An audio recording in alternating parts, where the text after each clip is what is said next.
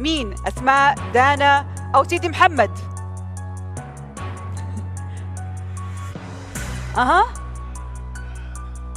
بدت الأصوات تتعالى. توقعات كثيرة ولكن الإجابة عندي. خليني أفاجئكم. إذن الشاعر اللي حصل على أعلى نسبة تصويت هو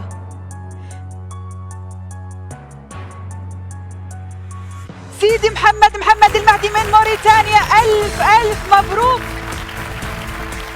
واضح أن عندك جمهور ومحبين وموجودين هنا أيضا ما شاء الله، كلهم وقفوا مبسوطين ومتحمسين لك. ألف مبروك إذن، وأمنياتنا لك بالتوفيق إن شاء الله. ولا زالت هناك فرصة أخيرة. يا ترى من هو الشاعر اللي راح يواصل نسج أمانيه من جديد على سواحل أبو ظبي؟ كان القرار بإيدكم وما عاد في شاعر، في شاعرتين، فواحدة من الشاعرتين أنتم مشاهدين ومتابعين في كل مكان اللي اخترتوا.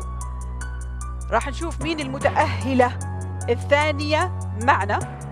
تصويت الجماهير للمرحلة الثانية من منافسة أمير الشعراء.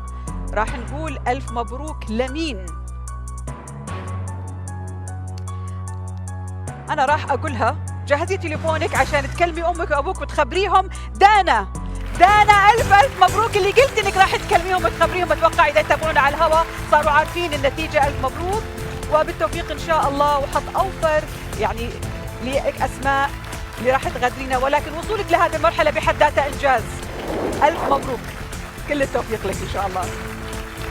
خلينا نشوف مع بعض النتائج النهائية للمشتركين. حصلت أسماء جلال على 47%، دانا أبو محمود 52%، وحصل سيدي محمد على 81%، وبالتوفيق للجميع. إذا مشاهدينا وحضورنا الكريم، 4 نجوم جدد راح يضيئون بإشعارهم وآمالهم ثاني صفحات حكاية الحلم والأمل والإمارة. خلينا نتعرف عليهم.